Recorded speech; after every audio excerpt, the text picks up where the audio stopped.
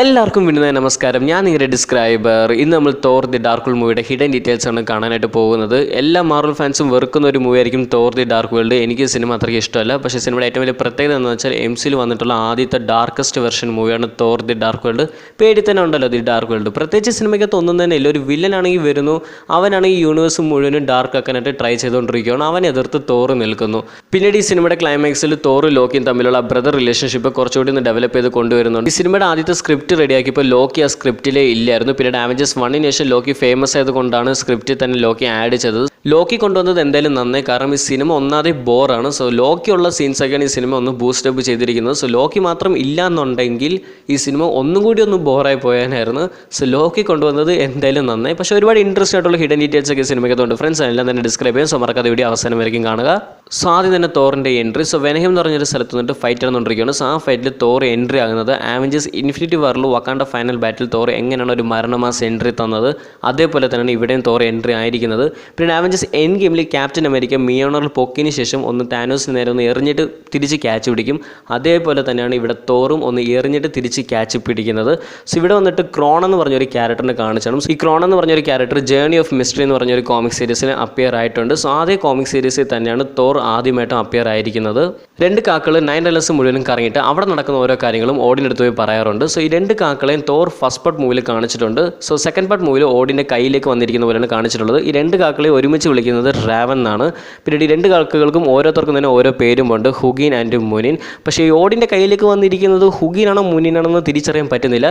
ഇതിലേതോ ഒരെണ്ണമാണ്. പക്ഷേ ഇവർ രണ്ടുപേരും വിളിക്കുന്നത് ഒരുമിച്ച് വിളിക്കുന്നത് റാവൻ ബേർഡ്സ് എന്നാണ്. തോർ ഡാർഷിപ്പ് ഓടിച്ചിട്ട് പോകുന്ന സമയത്ത് തോർ അറിയാതെ ബോറിൻ്റെ സ്റ്റാച്ചുവിൻ്റെ തല അങ്ങ് വെട്ടിക്കളയും. ഇത് ആക്ച്വലി കോമിക് ഈസ്റ്റർ എഗ് ആണ്. സോ കോമിക്സിലാണ് തോർ വന്നിട്ട് ബോറിനെ ഡിഫീറ്റ് ചെയ്തിട്ടുള്ളത്. അതിനിവിടെ ചെറുതായിട്ടൊന്ന് റെഫർ ചെയ്യുന്നുണ്ട്. മൂവീസിൽ ഹെല്ല വന്നിട്ട് ലോക്കിയുടെ സിസ്റ്റർ ആയിട്ടാണ് അവതരിപ്പിച്ചിരിക്കുന്നത്. പക്ഷേ കോമിക്സിൽ ഹെല്ല വന്നിട്ട് ലോക്കിയുടെ മോളാണ്. സോ ലോക്കി എന്നിട്ട് കേസ് എടുത്ത് ഒരു ഡയലോഗ് പറഞ്ഞാണ് see in a hell monster എന്ന്. സോ ഈ ഡയലോഗിന് എന്താ റെഫർ ചെയ്യുന്നത് വെച്ചാൽ 9 റെലംസിലുള്ള ഒരു റെലമാണ് നിഫിൽഹം.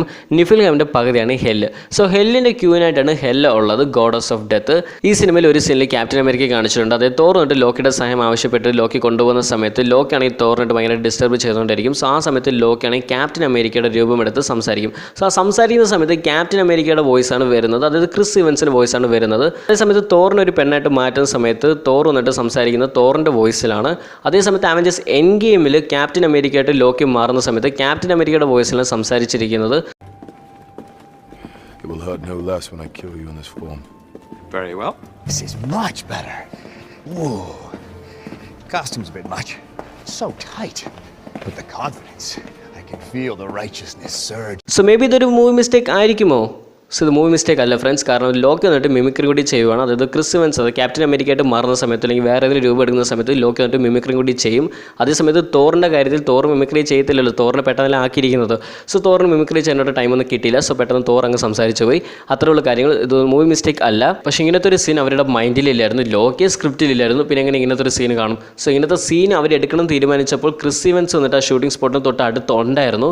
സോ ക്രിസ് ഇവൻസിൻ്റെ അടുത്ത് ചുമ്മാ ഒന്ന് ചോദിച്ചാണ് ക്യാപ്റ്റൻ അമേരിക്കയായിട്ട് ഒന്ന് അഭിനയിച്ച് തരാമെന്ന്. സോ ചോദിച്ചോടൻ തന്നെ ക്രിസ് ഇവൻസ് അത് ആക്റ്റീവായിട്ട് അഭിനയിച്ച് കൊടുക്കുകയും ചെയ്തു. ഈ സിനിമയിലാണ് ആൽഗ്രിം തോറിൻ്റെ അമ്മയെ കൊല്ലുന്നത്. സോ ഫ്രിഗ മരിച്ചതിന് ശേഷം ലോക്കിക്ക് നല്ല രീതിയിൽ വിഷമാകും. അതിൻ്റെ മെയിൻ റീസൺ ലോക്കിക്ക് സ്നേഹമുണ്ട്, പക്ഷേ അതിനോടൊപ്പം തന്നെ ലോക്കിയും ഒരു കാരണക്കാരനായി ഫ്രിഗ മരിക്കാനായിട്ട്. അതെങ്ങനെയാണെന്ന് വെച്ചാൽ ലോക്കിയാണ് ആൽഗ്രിമിൻ്റെ അടുത്ത് ആ വഴി പറഞ്ഞു കൊടുത്ത് തന്നെ സ്റ്റേസിൽ കൂടെ ലെഫ്റ്റ് സൈഡൊക്കെ പോകണമെന്നൊക്കെ പറഞ്ഞ് ഒരു വഴി പറഞ്ഞു കൊടുത്ത് നമ്മുടെ ലോക്കിയാണ്.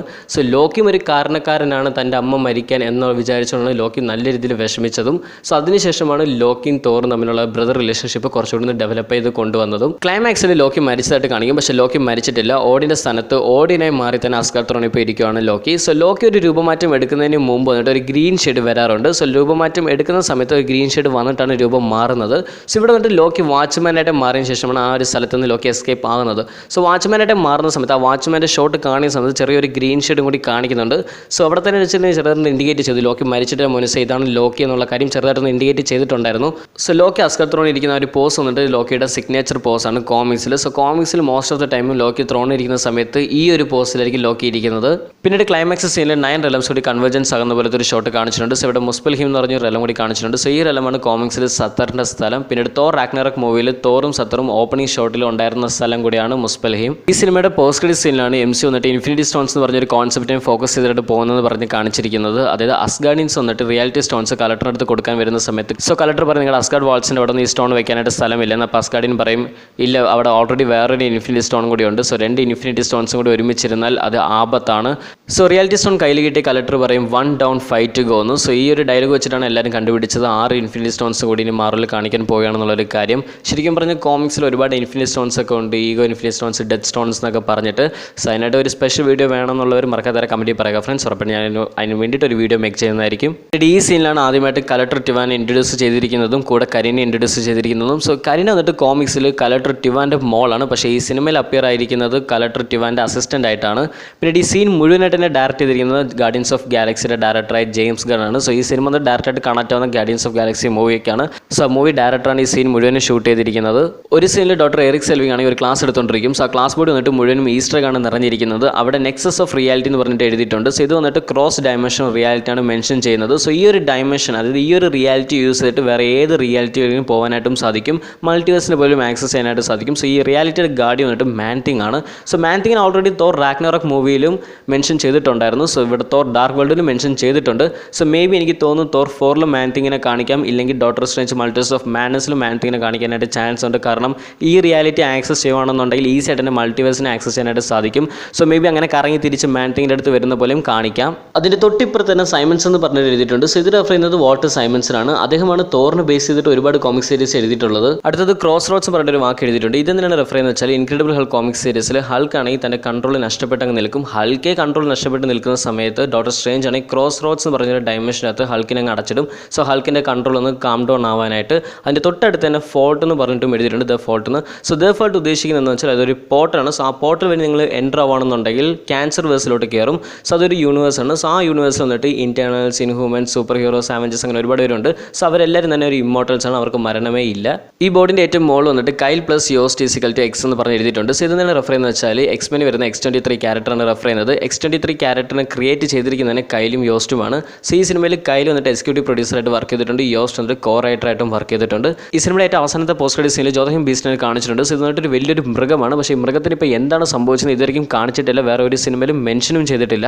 അതെന്താണെന്ന് എനിക്ക് ശരിക്കും പറഞ്ഞാൽ അറിയുന്നില്ല, എന്തുകൊണ്ട് മെൻഷൻ ചെയ്തെന്ന് അറിയില്ല. ജസ്റ്റ് അവിടെ എർത്തിലങ്ങ് വിട്ടിട്ട് പോയിരിക്കുവാണ്. പാവ എന്താ ചെയ്യുന്നത്. ഇതൊക്കെയാണ് തോർ ദി ഡാർക്ക് വേൾഡ് മൂവിയിലുള്ള ഹിഡൻ ഡീറ്റെയിൽസ്. വളരെ കുറവാണ്, പക്ഷേ ഉള്ള ഡീറ്റെയിൽസ് എല്ലാം ഭയങ്കര ഇൻട്രസ്റ്റിംഗ് ആണ്. സോ ഞാൻ എന്തെങ്കിലും മിസ് ആയിട്ടുണ്ടെങ്കിൽ മറക്കാത്ത കമൻറ്റിൽ പറയുക ഫ്രണ്ട്സ്. ഈ സിനിമ വന്നിട്ട് നല്ല രീതിയിൽ അവതരിപ്പിക്കായിരുന്നു, പക്ഷേ എന്നാലും അവർ ബോറായിട്ടാണ് അവതരിപ്പിച്ചിരിക്കുന്നത്. ലോക്കിയുള്ള സീൻസാണ് ഈ സിനിമ കുറച്ചുകൂടി എനർജി ഇപ്പം ബാധിക്കുന്നത്. പിന്നീട് തോറും ലോക്കിയും തമ്മിലുള്ള ബ്രദർ റിലേഷൻഷിപ്പ് വന്നിട്ട് കുറച്ചും കൂടി ഒന്ന് നല്ല ഡെവലപ്പ് ചെയ്ത് പറഞ്ഞിട്ടുണ്ട്. പിന്നീട് ഈ സിനിമയുടെ ക്ലൈമാക്സ് സീനിൽ ലോക്ക് എന്നിട്ട് ഓടിൻ്റെ സ്ഥാനത്ത് ഓടിനായി മാറി അസ്കത്രോൺ ഇരിക്കുന്ന സമയത്ത് അവിടെ തന്നെ സിനിമ എൻഡ് ചെയ്യിപ്പിച്ചതന്നെ. സോ ആ സീൻ കണ്ടിന്യൂ ശേഷം എല്ലാവരുടെ മനസ്സിലൊരു ഹൈപ്പ് ഉണ്ടായിരുന്നു, അടുത്തത് എന്താണ് സംഭവിക്കാൻ പോകുമെന്നുള്ള കാര്യം അറിയാനായിട്ട്. സോ അതിലൊക്കെ ഈ സിനിമ ഭയങ്കര സ്പെഷ്യലാണ്. പിന്നീട് ഇൻഫിനിറ്റി സാഗയിൽ ഏറ്റവും കൂടുതൽ ഫ്ലോപ്പ് കൊടുത്ത മൂവി കൊണ്ടാണ് തോർ ദി ഡാർക്ക് വേൾഡ്. ഇതിനുശേഷം ഫ്ലോപ്പ് കൊടുത്തത് അയൺ മാൻ 2 ആണ്. ഇവർ വിചാരിച്ചിരുന്നെങ്കിൽ ഈ സിനിമ കുറച്ചുകൂടി ഒന്ന് ബെറ്റർ ആക്കാമായിരുന്നു, പക്ഷേ എന്ത് ചെയ്യാനാ, പടം ചെറിയ രീതിയിൽ ഫ്ലോപ്പ്. സോ നിങ്ങൾക്ക് എത്ര പേർക്കാണ് ഈ സിനിമ ഇഷ്ടപ്പെട്ടെന്ന് മറക്കാത്ത കമൻറ്റിൽ പറയുക ഫ്രണ്ട്സ്. ഇഷ്ടപ്പെടാത്തവരും മറക്കാത്ത കമൻറ്റിൽ പറയുക. പിന്നെ വീഡിയോ ലൈക്ക് ചെയ്ത് എൻകറേജ് ചെയ്യുക, ചാനൽ സബ്സ്ക്രൈബ് ചെയ്ത് സപ്പോർട്ട് ചെയ്യുക. ഞാൻ ഇതിൽ തെറ്റി പറഞ്ഞിട്ടുള്ള ഒരു തരം കമൻറ്റിൽ പറയുക. ബാക്കിയുള്ളവർ നേരിട്ട് തരാം. കണ്ടിട്ട് സച്ചിന് thank you very much for watching. See you soon.